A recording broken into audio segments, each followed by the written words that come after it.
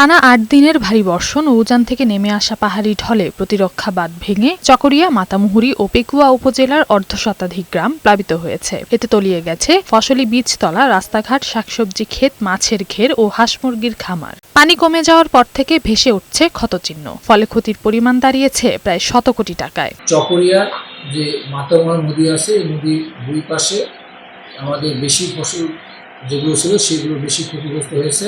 যে পরিমাণ ক্ষতি হয়েছে ৮৯৫ হেক্টর বীজতলা, প্রায় ৩,৯১৮টি পুকুর এবং ৪৫৩টি চিংড়ি ঘের তলিয়ে গেছে।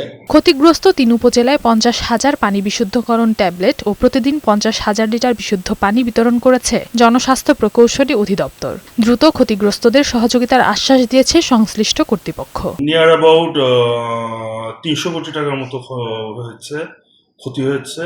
ক্ষতিগ্রস্ত রাস্তার দৈর্ঘ্য প্রায় ৩০০ কিলোমিটার এবং কালভার্ট ক্ষতিগ্রস্ত হয়েছে ৫৫টি। যে সকল এলাকাগুলোতে ক্ষতিগ্রস্ত হয়েছে সে সকল এলাকাগুলোতে প্রায় আমরা দেখেছি প্রায় ২০,০০০ টয়লেটের মতো হাউস হোল্ড টয়লেট যেগুলো পানিতে ভেসে গেছে এবং প্রায় ৬,০০০-এর মতো গভীর নলকূপ চরমভাবে ক্ষতিগ্রস্ত হয়েছে। নওশীন জান্নাত, বৈশাখী সংবাদ।